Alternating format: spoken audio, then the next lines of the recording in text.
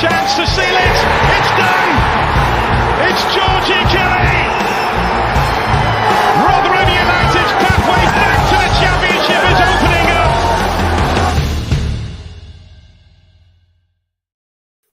Hello, everybody. Welcome to New York Talk, the Rotherham United podcast.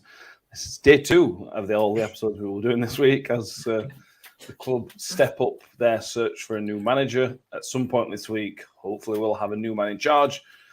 Or wrap up all the latest news that's happened today. It's not been a big news day, but there are some stuff that's come out, some stuff that's happened that may have implications to the manager search, which we'll pick up in the next 20 minutes, half an hour, so we can all get off and have a good laugh at how rubbish England are. Same lineup as last night. Mick and Danny and myself, obviously. How are you doing, boys? All good, mate. Yeah, not too bad.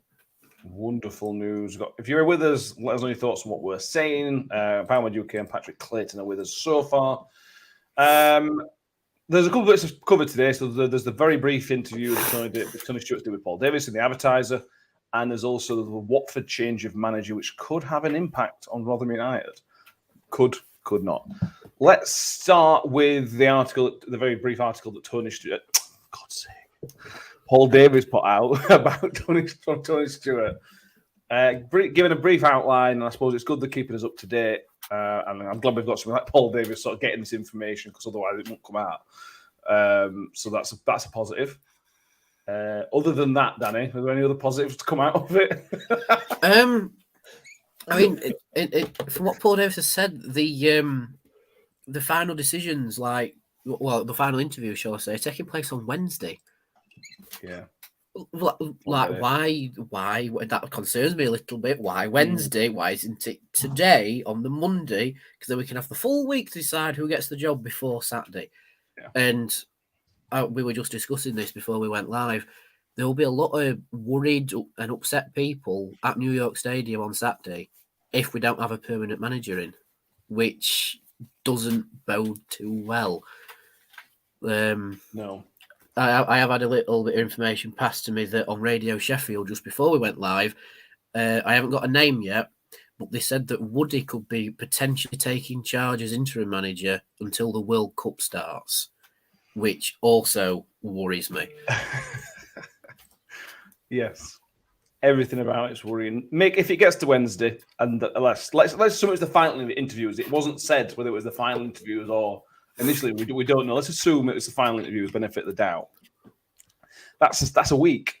That's 7 days it's taken to get to that point. Now, I'm not an expert on recruitment processes. I'm not an expert on how long it takes to get managers involved. But I know when you choose somebody, there is a period of time of getting everything sorted. So it's unlike if that's stuck to it was said that's the latest. We'll go in worst case scenario here, as we always do on the New York Talk. Is a week too long? It's nowhere near long enough, is it? I mean, let's be realistic about this. We seem to have become a nation, or a nation of people with zero patience whatsoever, don't we? Correct. To us, really, right? Rob Scott outlined in that interview last week the timescale. There was a shortlist made last week that was going to be discussed. He was going to be doing the due diligence over the weekend. Another shortlist today to be discussed, which is so far exactly what we've been told has happened. They can't make a shortlist on Monday morning, ring everybody up at 10 o'clock and say, "Can you be here for 3?" You know what I mean? It's just not going to happen. And you then factor into what's happened today, which I know we'll discuss. I don't want a rushed appointment. That's the last thing we need, is a rushed appointment. We need the right person. And if that takes till Wednesday, Thursday, Friday, 2 weeks from now, then so be it. It's the right person in charge. That's what's important. So, yeah, they could have started interviews. They may have already started the interviews. May have, yeah. We've been told what we've been told is not necessarily strictly true. There may be a final interview or somebody else on Wednesday who's not available until then. Yeah, there's any number of explanations. So have a bit of patience. It's got to be the right person. It's got to be. And I do agree with that, but from some information I've been passed on, which we aren't going to share the full details of it just yet, but from information I've been passed on, the Warne saga, shall we call it, has been rolling on for some time. So if Tony Stewart's got the nod that Warne was off, then you should be like, right, let's get the list together and start looking for the next person to bring in.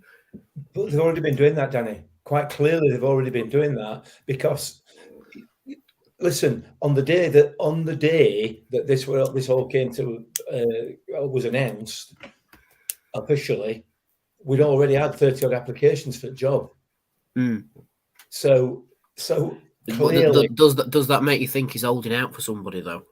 Yeah, possibly. But again, you're into the realms of speculation, then, aren't you? When in reality, what Rob Scott has said has so far transpired. You know, it has. I know, but you just with the international break, and I've talked about this like a couple of episodes. You've got an opportunity to get something done and give the manager time.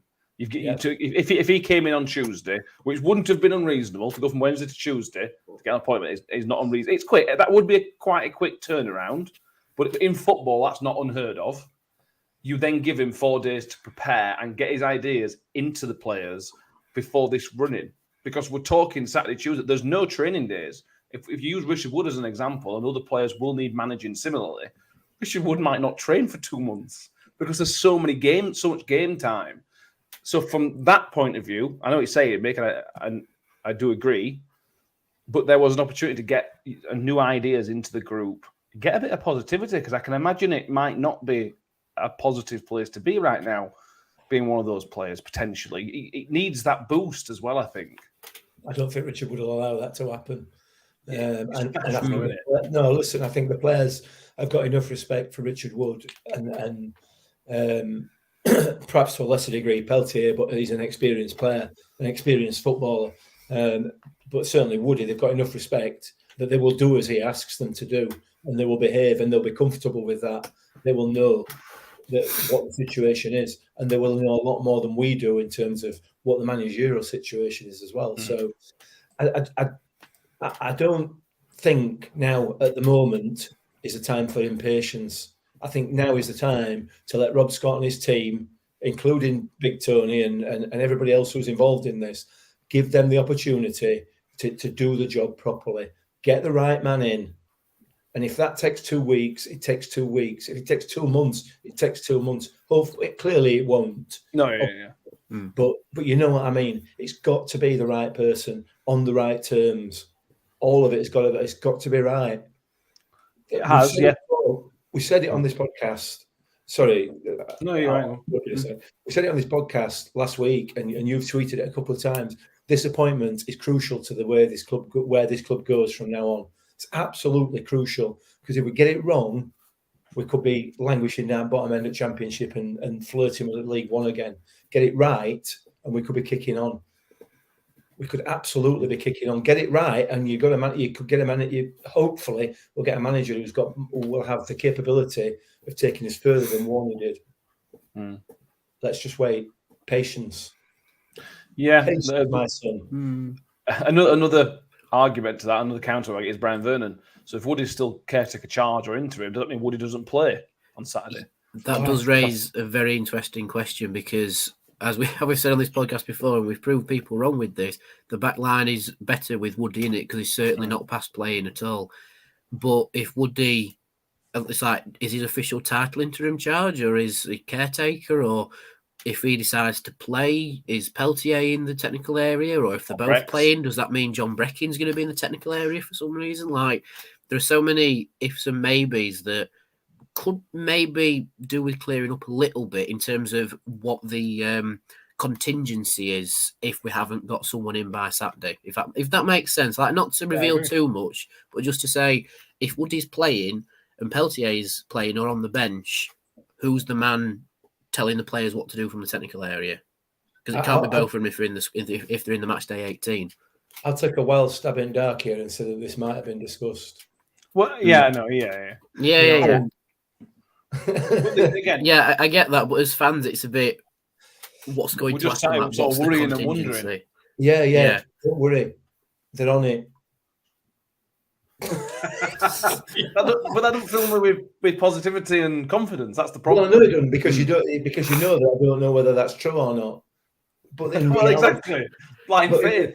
In reality, this, with the greatest respect to what it has been in the past, this is a very, very professional outfit. This is not the Rotherham United of the late 80s, early 90s, early 2000s even. It's a completely different animal. So Woody will play on Saturday. I don't think there's any doubt about that, barring any injury. Lee Peltier may not. So there's your first option. There's Rob Scott. Potentially, he's done it before. You know, there's Breck. To be fair, I'd love to see Breck back in dugout. It'd be great to see Breck back in dugout. That's nostalgia, isn't it? That's just nostalgia. But also, he knows football. There's not many people that know football more than John Breckin, is there? Absolutely. So absolutely. It's great to have around the club for these type of circumstances, I suppose. I'm absolutely confident that they've got this covered. Absolutely confident they've got it covered. Mick's got the confidence for the podcast. Yes. I don't think me and Danny share entirely your confidence, but it's because you're young. You're young and impatient. It's not even that. I just I've seen how quickly football can move. Yeah. In both directions, ins and outs. And I don't see why we can't do what other clubs do, successfully and unsuccessfully. We could wait 3 weeks and still get it wrong. Yeah. That's the thing. There's never going to be any guarantee that you're going to get it right, is there? Absolutely. No. But you increase the chances of getting it wrong when you rush into it. Significantly increase the risk of getting it wrong. So there you go. To be fair, most people in the comments are with you, mate. Let's go through some comments who we have with us. Chris Page says, hope it's not weeks and weeks worth of interview and then the cheap option again like a few years ago. Nicholas Skidmore thought that anyway it had all happened way too quickly for it not to be done in terms of the Paul Ward leaving. Chris Page, a few years back, Woody was doing his badges. Could be Woody taking the role. Yeah. JB says, Wood talked about Tring, but not about one of the players being ordered not to talk about it. That will only last until the press conference when the press get to ask the questions, which will be Thursday or Friday, which will be very interesting. I think Paul Warren's press conference is on Tuesday, so if anyone's interested in any interesting questions he may get asked, I won't be watching it because it still hurts a little bit. But that's just information for anybody that's interested on that one. So everybody go and follow Derby County's official Twitter for updates. Well, I've unfollowed them. I unfollowed them like 3 days ago. I was fed up for it. I'd sort of chew one of my own limbs off. Yeah. People keep tweeting about it now. It's just seeing Warney in a Derby thing. It's just weird and no. Let's move on. Move on. Come on, get away from it. I can't. We had another comment. Where is it? Darren J agrees with Mick. Exactly, Mick. I don't want to see. I don't want to see what we have right now ruined. Apologies. That did make sense, Darren. I couldn't read it. Apologies. For something here, this squad has the potential to be higher than they are now. They have that potential. Yes, they do. And if you get the right person in to unlock that, mate, it's there. The chance is there, and you cannot pass that up. From a footballing point of view, from a supporter's point of view, from Big Tony's point of view, because it's all about money, isn't it? You push on, and the money will start to continue to roll in at a greater rate. So it's key. It's key. This appointment, they've got to take the time and get it right. Yeah, we've got to get it right.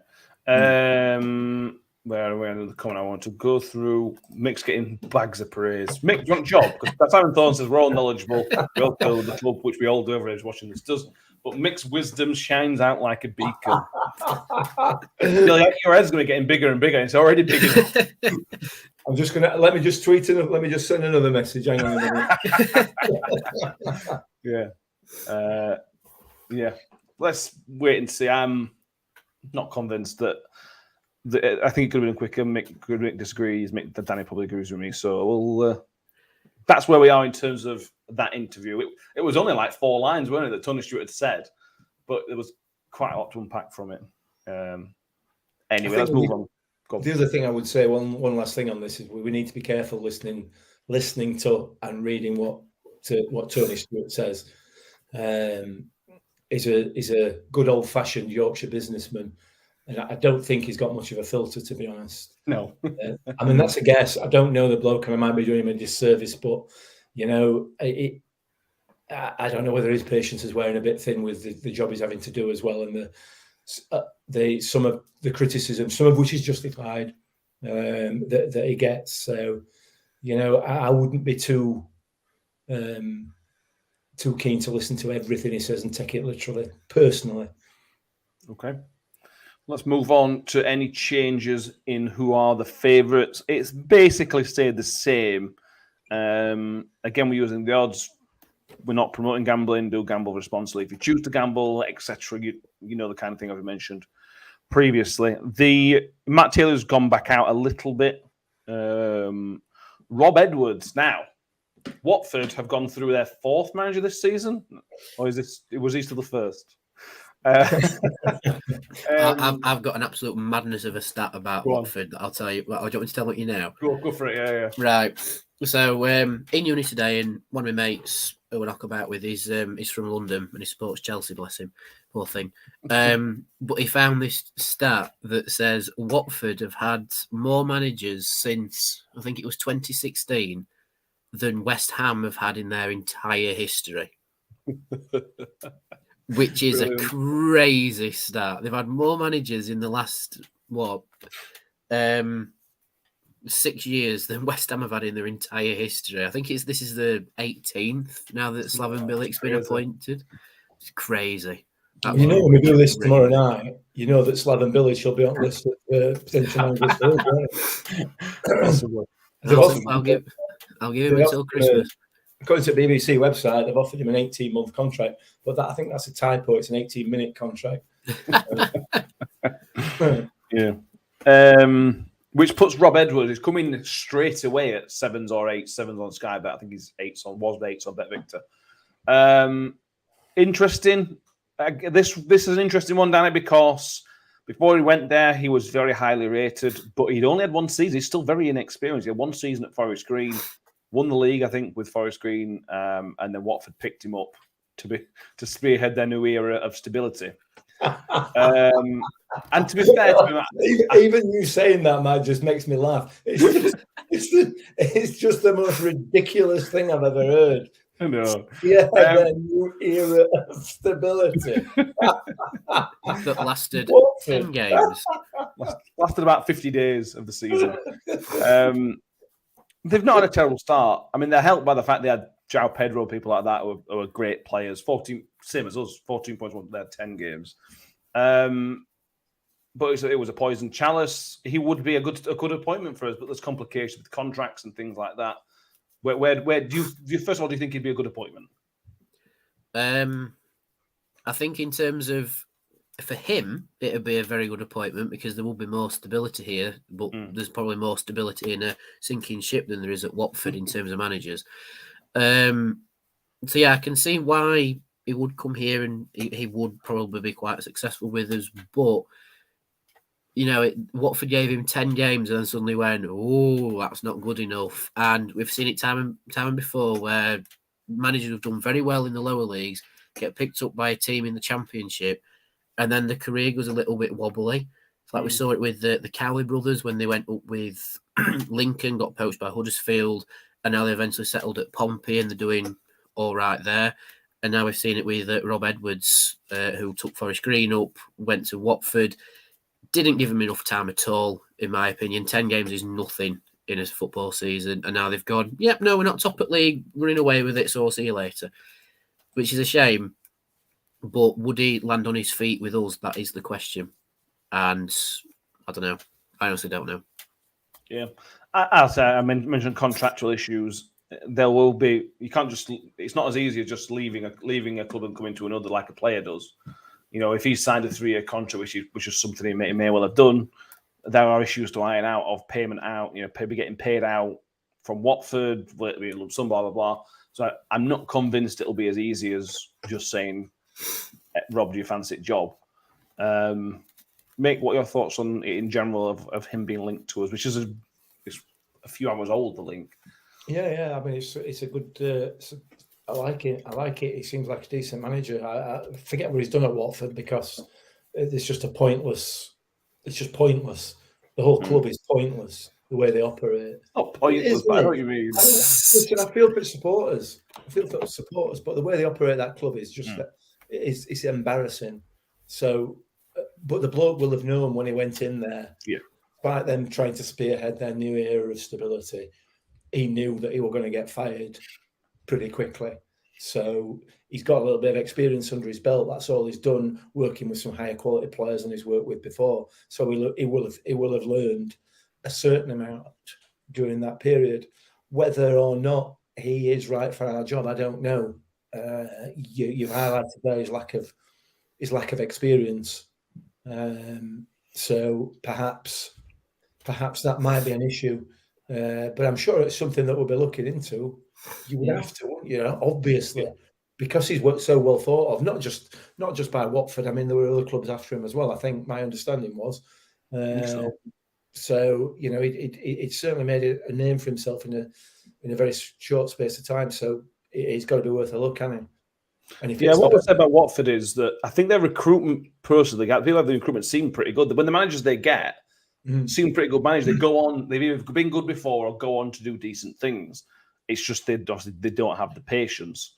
So maybe I have a picture of Watford's recruitment office. Like they'll do all the big paperwork, get the manager in, and then they'll go, right, what now? We'll find another manager. Go and tell the chairman we want to find another manager and get that one sacked. Right, we've got more work to do now. Yeah. I think they've got an actual manager recruitment department. I bet they have. I bet they've got a whole department just dedicated to recruiting managers. It's open 24/7. There's no break. They don't go home. The chairman just goes in and presses a button like, what's name's going to come out of the machine today? We have got a fan with us. We've got Mella, who says hello to us all. Thank you, Mella, for joining us. You have asked him. Oh, sorry, Mella, I didn't see you there. I went flagging your club off. I'm really sorry. From what I've seen, the Watford fans, they basically feel the same, but there's some serious issues of ownership. But let's not talk about other clubs' issues tonight. So is he in the mix? I don't know, because as we know with certain things with the Warren situation, it didn't just pop up on the day. So Rob Edwards could have known for 2 or 3 days that he might be out of a job. So could he have already put his name forward for the Rotherham job? I mean, they literally appointed Slaven Bilic within minutes. Exactly. So why haven't we done that with the manager, Mick? That's what we're on about with impatience. Let me tell you, Danny, let's not start judging ourselves by Watford standards when it comes to employing managers. I mean, honestly, why haven't we brought Sam Allardyce in? We should have announced Sam Allardyce today. I'm telling you, Sam Allardyce today until end of season. Yeah. Breaking news: Brian Vernon, Bilic has just been sacked. Have we been in touch with British League Managers Association? Not yet. No, I'm sure one of them are available for that. I think they're having the dinner, won't they? Having the lunch. Oh yeah, We're having the pre-England game panic. I'm all like, yeah. That's sort of where we are. I mean, what I would say, add to this all talk, Dean Holden's still favourite at the minute. He got a voice of approval from Adam Lafondra today, which is a good. I'm happy with that. I'm happy with that approval. I'm not saying that's all we need to sign him to the dotted line, but to know somebody that we sort of respect as a professional, not just what he did at us, but what he's gone on to do as a professional, that's a good sign. I didn't know Dean Holden played for us. No, I didn't know that. Until the RUFC put the thingy up, I didn't realise he played for us into 2010. I think it was a very brief stint with us, but like 9 games. They all count. Yeah, exactly. I couldn't. Yeah, I was just going to make a comment about Watford managers in 9 games, but I won't now. Sorry. I retweeted an article earlier on today. If you look at my Twitter timeline, an interview with him whilst he was assistant manager at Stoke. If you've got about 20 minutes to spare, it's quite a long article. But it's decent reading in it, and he certainly falls into the good human being category by the looks of it. So, apart from that fat he had on the touchline against Barnsley, but enjoy. Well, he's a passionate bloke as well, isn't he? You know what I mean? True. Yeah, I just want to throw this in there. That it was I sent this to our group earlier. David Wagner has apparently been turned down or he's not taken the Huddersfield job, and is apparently still looking for work in England. The rumours I've heard, there are only a couple of jobs available, so potentially, I don't think he'll get the job. But there's only us in Cardiff that are looking for managers at the minute in terms of respectable position. So and Cardiff aren't in England. Cardiff aren't technically, yeah? Okay, all right. Now we watch the odds creep up because Mick said that. David Wagner goes from the 6 to 1 suddenly. As Wagner goes odds on. I just don't. You don't know. He's had a terrible time at Schalke. He was a disaster at Schalke. Haven't been very successful at Huddersfield. If he's looking to rebuild his reputation, a club like us makes sense. I don't think it's going to happen, but for me, that kind of appointment would make sense from both clubs' point of view if he's willing to work within our extremely tight budget.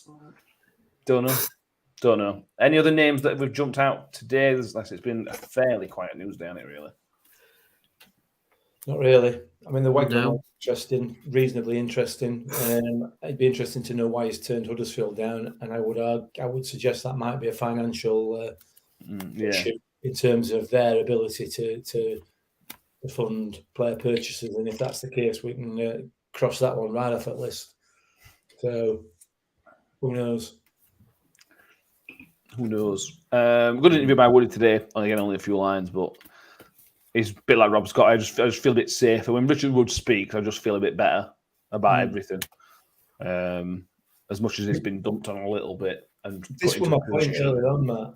This was my point earlier on. You've got people that I accepted not in charge of the club, but people involved in the day-to-day running of the club who've got the best interests of the club at heart. Well, everybody at the club's got the best interests at heart, obviously. But we've got professional people, really professional people, who are looking out for the club. You know, so it's in safe hands as far as I'm concerned, and the recruitment process is in safe hands.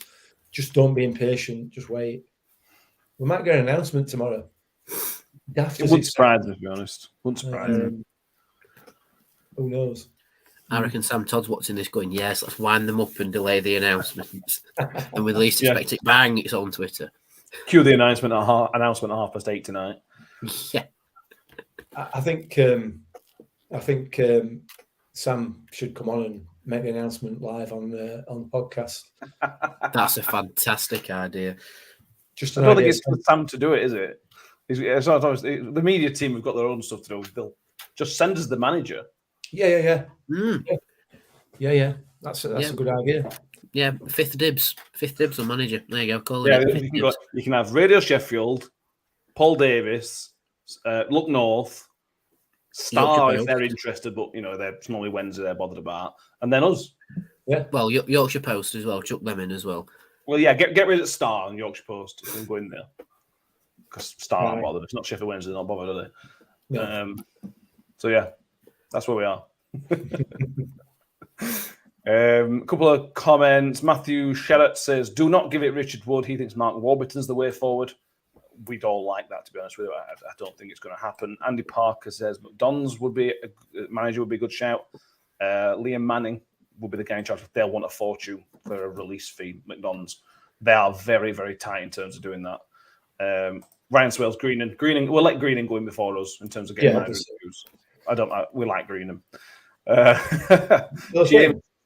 Jamie says, I was always hoping to see Paul Warne on this podcast one day. One day, you never know. Never know. I mean, we'll have to ask somebody different, but if Derby want to let us talk to him, we'd be happy to. Maybe in the summer when things are a bit less hectic. Maybe it don't burn as much anymore. Yeah. We've done half an hour. Is there anything else you want to cover before? Because we'll come back tomorrow. So if there's not what we covered tonight, we'll cover it again tomorrow. Do you want to have a quick word on the England game before we all depart? Yes. I have got the lineup in front of me if you want to hear it. Okay, so this is in numerical order, not position. So we've got Nick Pope, Reece James, Luke Shaw, John Stones, Rick Dyer, Harry Maguire, Declan Rice, Jude Bellingham, Harry Kane, Raheem Sterling, and Phil Foden. Boring. With So boring, isn't it? Trippier, Ramsdale, Henderson, Walker, Cody, Guehi. Is that how you say it? Mark Guehi. Well, I can't really hear from Palace. Anyway, Saka, Mount, Tony, Chilwell, Henderson, and Abraham on the bench. So I'm predicting a 2-0 win for Germany. Well done, lads. Yes. 2-0 loss against Germany and then go and win the World Cup. That's what I want to see. You never know. Southgate could be in the mix come Wednesday. That's true. Yeah. You've got actual requests not to talk about England. Yeah. I don't. It's gonna be a terrible England game. It's gonna be boring. It'll be finished 1-0 to one of the teams. I don't even watch it. We'll see. Can we wrap this up because there's still a bit of daylight left? I want to watch my garden, my grass grow in front garden. Yeah. Sean Green, why don't we conduct the interviews for the manager's job? Why that, Sean? Good idea. I am available. Good idea. Tony, Rob. I've had to shift a few things around. We would have a list of fan questions longer than the list of applicants for the job. Yeah. On a serious note, we will put a request in to speak to the manager, whoever it is. We'll put a request in. We might not get it because they have more important people to talk to. We accept that. We're not expecting anything, but we'll ask the question. It'd be great for my unicorns, by the way. Just saying. It would be great for Danny's unicorns. Yeah. Right. Please subscribe. If you're here, please do subscribe on the YouTube channel. If you're on Facebook, go to YouTube. Please subscribe. We will be back tomorrow night at 8 o'clock, normal time, 8 o'clock, with hopefully some news. If not some news, we'll talk about the movements in the market throughout the day. Lewis will be with us. Lewis Oldham, who's been on the show plenty of times before, is scheduled to join us tomorrow.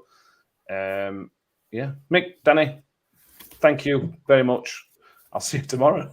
Yeah, Bye, everybody. Thank you, everybody. Cheers. Ravel, vicious, brilliant. Mule with it. Wood's got round the back, and Richie Wood has done it again. The magic man has come up with another trick. Well, here's a chance to seal it. It's done. It's Georgie Kelly.